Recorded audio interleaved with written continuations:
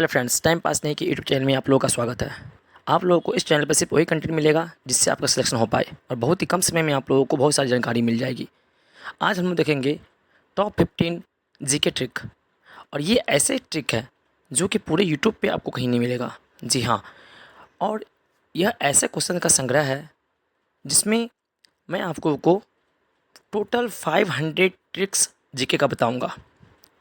इसीलिए आप मेरे चैनल को सब्सक्राइब कर लीजिए, लाइक कीजिए और शेयर कीजिए। आज हम लोग देखेंगे वे टफ क्वेश्चंस जो कि एग्ज़ाम में हॉल में बच्चे भूल जाते हैं। ठीक है, तो चलिए बिना देर किए वीडियो को हम स्टार्ट करते हैं। चलिए देखते हैं सबसे पहला ट्रिक क्या है। सबसे पहले है यूएनओ सुरक्षा परिषद में अस्थायी सदस्य देशों की संख्या कौन कौन सी है और कौन कौन से देश है। तो हम जानते हैं संयुक्त राष्ट्र सुरक्षा परिषद में 5 अस्थायी सदस्य देश हैं जिनको आसानी से याद करने की ट्रिक निम्न है। ठीक है, इसका ट्रिक क्या है। रूस का फेस इसका ट्रिक है। देखिए, ये रूस का मतलब यहाँ से रूसिया रूस हो गया। यहाँ का क्या है, साइलेंट है। और फेस एफ से फ्रांस, ए से अमेरिका, सी से चाइना, ई से इंग्लैंड।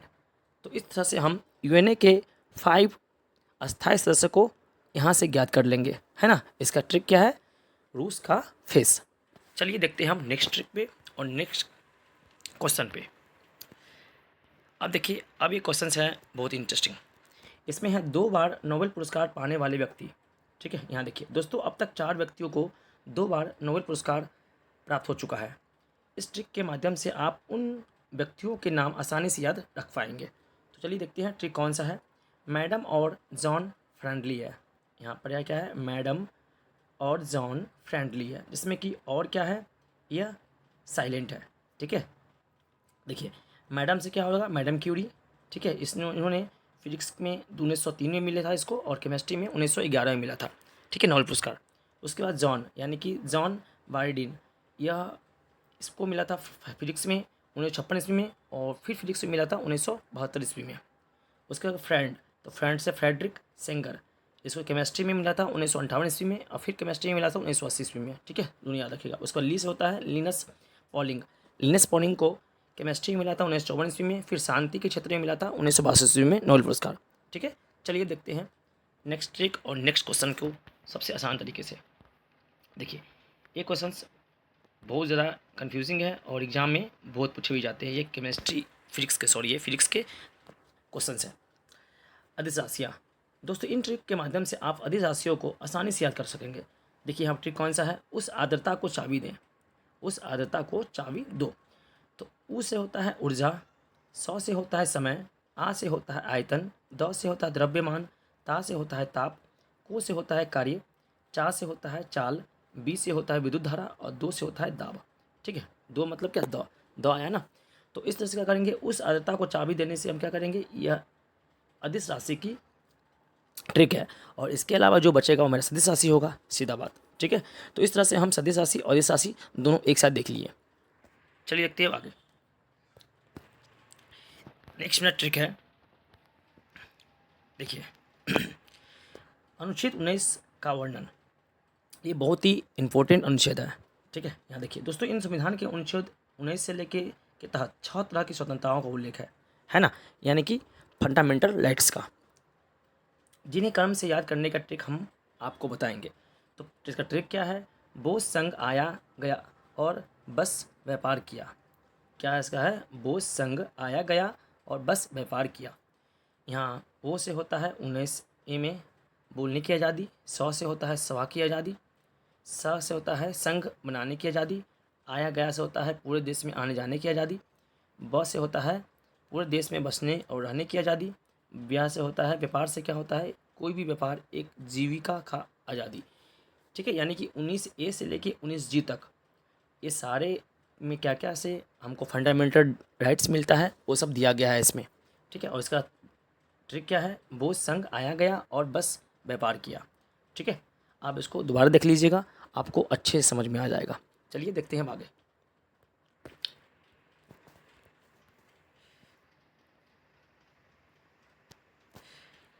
अब इसके बाद है बंगाल की खाड़ी में गिरने वाली भारत की प्रमुख नदियाँ कौन कौन सी है।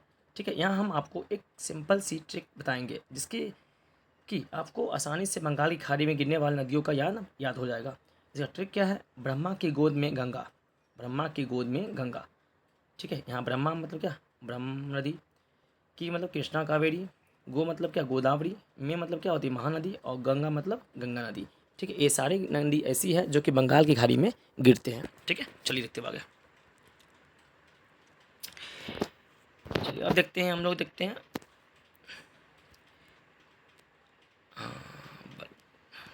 चलिए अब क्या है, बंकिम चटर्जी जी द्वारा प्रमुख रचनाएं, यानी बंकिम चटर्जी जी द्वारा जो भी रचनाएं लिखी गई थी उनको कैसे हम याद करेंगे। तो देखिए यहाँ लिखा हुआ है, इस ट्रिक के माध्यम से आपको बंकिम चंद्र जी की प्रमुख रचनाओं को आसानी से याद कर सकेंगे। तो इसका ट्रिक क्या है? आनंद व दुर्गेश कवि है, आनंद व दुर्गेश कवि है। यहाँ देखिए ट्रिक वर्ड कौन सा है? आनंद, आनंद से मतलब कि आनंद मठ की रचना किसने की थी? बंकिम चटर्जी जी ने की थी। वह से मतलब क्या था? वंदे मातरम भी बंकिम चटर्जी ने बनाया था। दुर्गेश मतलब क्या? दुर्गेश नंदिनी, ये भी बंकिम चटर्जी द्वारा की गई रचनाएं हैं। क मतलब क्या? कपाल कुंडला, और वी मतलब क्या? विश्व वक्ष। ये सारे जितनी भी रचनाएं हैं वो बंकिम चंद्र चटर्जी द्वारा लिखे गए रचनाएं हैं। ठीक है, चलिए देखते हैं अब आगे। ट्रिक नंबर 7,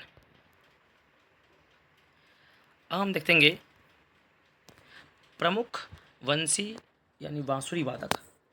ठीक है, प्रमुख वांसी वादक। इस ट्रिक के माध्यम से आप प्रमुख वांसी वादक को, व्यक्तियों को आसानी से याद रखेंगे। ये ट्रिक का क्या है? NTV का पहरा, NTV का पहरा मतलब एन का मतलब क्या होता है? एन नीला, टी का मतलब क्या होता है? TR मार्लिंगन, वी मतलब क्या? वी कुंजमणि, पी का मतलब क्या होता है? पन्नालाल घोष, ह मतलब होता है हरि प्रसाद चौरसिया, और रा मतलब क्या होता है? राजेंद्र प्रसन्न। तो ये सारे प्रमुख बांसुरी वादक के नाम हैं। ठीक है, जिसका ट्रिक है ATV का पहरा, NTV का पहरा, NTV का पहरा। चल लिखते हैं आगे। नेक्स्ट है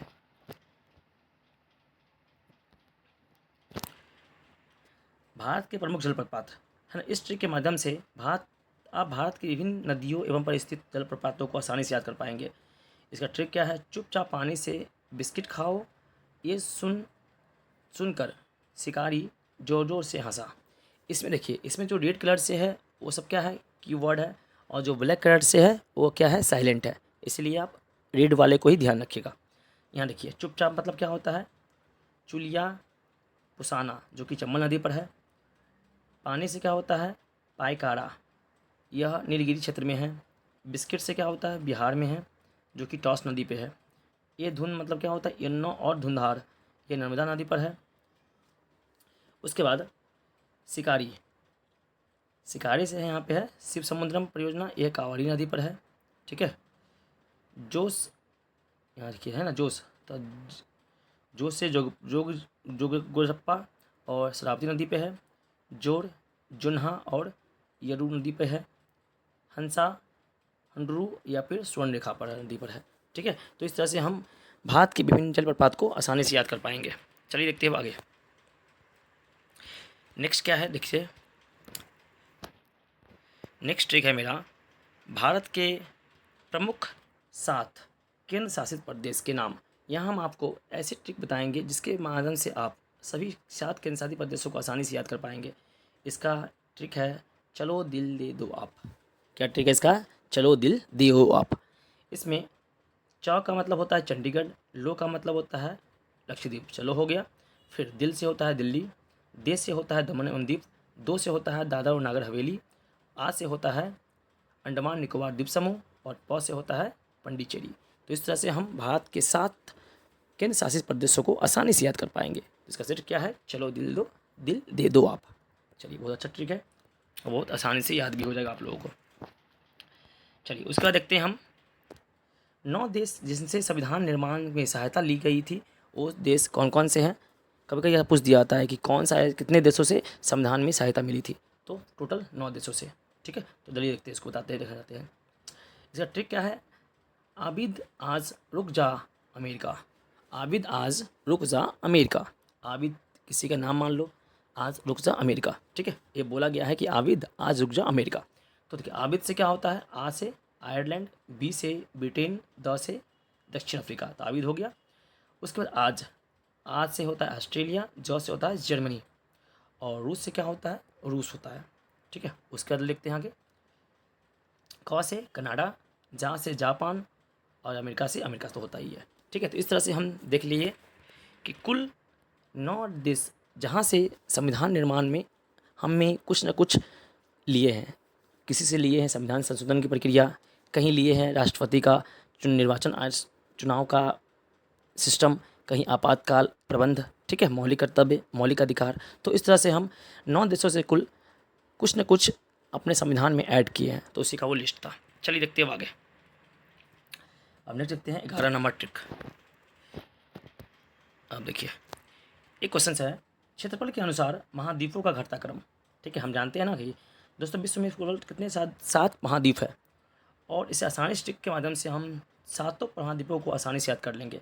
इसका ट्रिक क्या है, देखिए। ए अफीम नासा अंटार्कटिका से यूरोप व ऑस्ट्रेलिया लाया। ठीक है, ए अफीम नासा अंटार्कटिका से यूरोप व ऑस्ट्रेलिया लाया। तो देखिए, यहाँ ए का मतलब क्या हुआ, एशिया। अफीम का मतलब क्या हुआ, अफ्रीका। एन से मतलब, एन से मतलब उत्तरी अमेरिका यानी कि नॉर्थ अमेरिका। ऐसे से मतलब साउथ अफ्रीका। अंटार्कटिका से अंटार्कटिका, यूरोप से यूरोप ही होगा, ऑस्ट्रेलिया से ऑस्ट्रेलिया ही होगा। ठीक है, तो इस तरह से हम क्षेत्रफल के अनुसार, है ना, महाद्वीपों का घटता क्रम देखेंगे। ठीक है, चलिए हम देखते हैं आगे। Trick number 12। ट्रिक नंबर 12 में देखिए क्या है। अब हम देखेंगे क्षेत्रफल के अनुसार विश्व के बड़े देश। पहले देखे थे महाद्वीप, अब देखते हैं देश। ठीक है, क्षेत्रफल के हमारा देश भारत क्षेत्रफल के अनुसार विश्व का 7वां बड़ा देश है, ये जानते हैं। इस ट्रिक के माध्यम से आप भारत के क्षेत्रफल में बड़े उन 6 देशों के क्रम को याद कर सकते हैं। इस ट्रिक को याद कर रखने के लिए आप सोचिए कि भारत चीन को चेतावनी देते हुए कहता है कि, ठीक है, यह ट्रिक क्या है, रुक चीन अब आया भारत। क्या बोले हम, रुक चीन अब आया भारत। तो रूस से होता है रूस। ठीक है, इनका आधा भाग यूरोप में व आधा भाग एशिया में है, आता है, विश्व का सबसे बड़ा देश है। ठीक है, ये समझ लीजिएगा। क से होता है कनाडा, उत्तरी अमेरिका का सबसे बड़ा देश है कनाडा, ये भी याद रखिएगा। चीन से होता है चीन, एशिया महाद्वीप का सबसे बड़ा देश है और जनसंख्या के अनुसार विश्व का सबसे बड़ा देश है। लेकिन फिलहाल में यह सेकेंड नंबर चला गया है और भारत का स्थान पहला हो गया है। ठीक है, अभी करंट अफेयर के हिसाब से। चलिए आगे देखते हैं। और से क्या होता है अमेरिका, जनसंख्या के अनुसार विश्व का तीसरा सबसे बड़ा देश है। बहुत से क्या होता है ब्राज़ील, जो दक्षिण अफ्रीका में सबसे बड़ा देश है ब्राज़ील। आया से मतलब ऑस्ट्रेलिया, यह एकमात्र महाद्वीप देश है। ठीक है, ये भी याद रखिएगा। ये सारे फैक्ट्स हैं, आपको एग्जाम में बहुत ज़रूर काम आएगा। उसके बाहर से आया भारत, जनसंख्या के अनुसार विश्व का दूसरा देश नहीं, यह पहला देश हो गया है। ठीक है, पहले वो दूसरा देश था, अब वो पहला देश हो गया है। तो इस तरह से हम क्षेत्रफल के अनुसार विश्व के बड़े देशों को इस ट्रिक के माध्यम से, रुक चीन आया अब आया भारत, रुक चीन अब आया भारत के माध्यम से इसको जान लेंगे। चलिए देखते आगे। ट्रिक नंबर है 13। अब इसमें देखते हैं जनसंख्या के अनुसार विश्व के बड़े देश। अब पहले था क्षेत्रफल के हिसाब से, अब देखते हैं जनसंख्या के हिसाब से। इस ट्रिक के माध्यम से आप जनसंख्या के अनुसार विश्व के 6 बड़े देशों को आसानी से याद रख सकेंगे। इस ट्रिक को याद करने के लिए आपको यह जानना है कि अमेरिका की खुफिया एजेंसी को CIA कहते हैं कि नहीं, और भारत की खुफिया एजेंसी को IB कहते हैं। तो इन दोनों देशों की खुफिया एजेंसियों में पाकिस्तान आतंकी गतिविधियों को जायज़ा लेने के लिए जाती है। चलिए अब यहाँ देखिए, इसका ट्रिक इसी माध्यम से बना हुआ है। CIA होता है अमेरिका का खुफिया एजेंसी है, जबकि IB इंडिया का खुफिया एजेंसी है, और पाकिस्तान गए। देखो यहाँ में मतलब क्या हुआ, ट्रिक CIA और IB पाकिस्तान गए। ठीक है, क्योंकि जानते हैं ना पाकिस्तान में ही कुछ गलत काम हमेशा होता रहता है, आतंकवादियों का संग्रह, आतंकवादियों का पनाह वहीं दिया जाता है। तो इस तरह से हम बोल सकते हैं कि CIA और IB पाकिस्तान गए। देखिए, C का मतलब क्या होता है, चाइना, जनसंख्या के हिसाब से पहला, लेकिन अभी दूसरा स्थान हो गया है। उसका I से इंडिया, A से अमेरिका, I से इंडोनेशिया, B से ब्राज़ील और पाकिस्तान से पाकिस्तान। तो इस तरह से जनसंख्या के अनुसार विश्व के बड़े देशों की लिस्ट इस प्रकार थे। ठीक है, चलिए देखते हैं वो आगे। Trick number 14। ये सारे ट्रिक बहुत ही इंपॉर्टेंट है और एग्ज़ाम में बहुत अच्छे से पूछे जाते हैं और विद्यार्थी इसमें कंफ्यूज हो जाता है। चलिए अब देखते हैं प्रमुख वाद्य संगीतियाँ। दोस्तों बहुत संगीतियों के अक्सर परीक्षा में पूछे जाते हैं, सही कि नहीं। इस ट्रिक के माध्यम से आप बौद्ध संगीतों का स्थान, उसके अध्यक्ष और किसके शासनकाल में हुई थी, ये आसानी से याद कर सकेंगे। बस आपको यह कविता याद करनी है।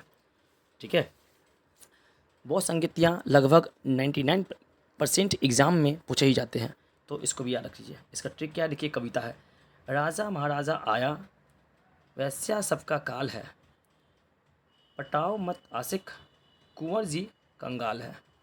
बस समझ में आया। देखिए अब यहाँ समझिए, राजा महाराजा आया, यहाँ देखिए राजगृह राजा हो गया, महाराजा मतलब महाकश्यप, और आया मतलब क्या, अजातशत्रु, यानी कि स्थान राजगृह, अध्यक्ष थे महाकश्यप, और शासनकाल किसका था, तो अजातशत्रु का। ठीक है, इसका ये मतलब हुआ। अब यहाँ देखिए, वैश्या सबका काल है, सेकेंड देखते हैं। वैसा मतलब वैशाली, सबका मतलब सबाकामी जो अध्यक्ष थे, और काल है मतलब काला शोक, यानी काला को शोक के शासनकाल में सेकेंड यानी कि द्वितीय बौद्ध संगति का आयोजन हुआ था। उसके बाद देखिए थर्ड, पटाओ मत आशिक, पटाओ मत से पाटलिपुत्र, मत से मोगली पुत्र सिद्ध, उसके बाद आशिक से अशोक, तो यानी कि पाटलिपुत्र स्थान हो गया, मेघली पुस्तिक अध्यक्ष हो गए, और अशोक क्या हो गया, शासनकाल में हुआ था। उसके बाद देखिए कुंवर जी कंगाल है, तो कुंवर से कुंडलवन जो कि स्थान था, उसके बाद जी से वासुमित्र जी, ठीक है, और कंगाल मतलब कनिष्क, शासनकाल किसका था, कनिष्क का। तो इस तरह से हम प्रमुख बौद्ध संगतियाँ जो कि 4 हुई थी, और चारों कहाँ हुए थे, किसके अध्यक्षता में हुई थी, और स्थान का था, और कौन इसके शासनकाल थे, मतलब शासनकाल किसका था, कौन किस राजा का या फिर किस शासक का, तो वो सब इसमें दिए हुए हैं। तो आपको ये सब याद रखना पड़ेगा। राजा महाराजा आया, वैश्या सबका काल है, पटाओ मत आशिक, कुंवर जी कंगाल है। बस बहुत ही इंपॉर्टेंट है, बहुत ही आसानी से याद भी हो जाएगा। चलिए लिखते हैं अब लास्ट। अब लास्ट है, देखिए ये भी बौद्ध ग्रंथ मतलब बौद्ध धर्म से ही संबंधित है, और गौतम बुद्ध से संबंधित है। बौद्ध के जीवन से संबंधित प्रतीक। दोस्तों, बुद्ध के जीवन में संबंधित प्रतीकों की परीक्षा में अक्सर प्रश्न पूछ जाते हैं। यहाँ एक कविता के माध्यम से आप इन प्रतीकों से संबंधित बौद्ध धर्म की घटनाओं को आसानी से याद कर पाएंगे। इसका ट्रिक क्या है, कंबल सांड का जन्म कराए, घर से घोड़ा भाग जाए, पीपल ज्ञान का बोध कराए, मृत्यु से स्तूप कहाए। यानी कंबल सांड का जन्म कराए, तो कंबल और सांड किसका है, जन्म का है ना, संबंधित घटना है। उसके बाद घर से घोड़ा भाग जाए, तो घोड़ा किससे होता है, गृह त्याग का है ना, प्रतीक होता है। देखिए घोड़ा आ गया, घोड़ा भागा, यानी कि भागने से मतलब क्या होता है, गृह त्यागी होता है। उसके बाद पीपल का ज्ञान बोध कराए, पीपल ज्ञान की प्राप्ति, हम जानते हैं ना कि गौतम बुद्ध को ज्ञान की प्राप्ति कहाँ हुई थी, बोधि वृक्ष के नीचे, यानी पीपल वृक्ष के नीचे। ठीक है, बोधि वृक्ष को ही पीपल के वृक्ष कहा जाता है, ये भी याद रखिएगा। मृत्यु को स्तूप कहा है, और स्तूप किसका प्रतीक है, तो मृत्यु का संबंधित प्रतीक है। तो इस तरह से हम टॉप 15 जीके ट्रिक देख लिए, और ऐसे ही ट्रिक के लिए आप हमसे जुड़ जाइए। मैं आप लोगों को टॉप 500 जीके ट्रिक पढ़ाने वाला हूँ, तो इसीलिए आप हमसे जुड़ जाइए और बेल आइकन को दबा दीजिए कि जब भी मैं नया वीडियो डालूँ तो आपको इसका मैसेज आ जाए। ठीक है, तो आज तक वीडियो यही रहेगा। इसके लिए आगे के लिए आप हमसे जुड़ जाइए और मेरे चैनल को सब्सक्राइब कर लीजिए। तब तक के लिए थैंक यू। जय हिंद, जय भारत। Thank you.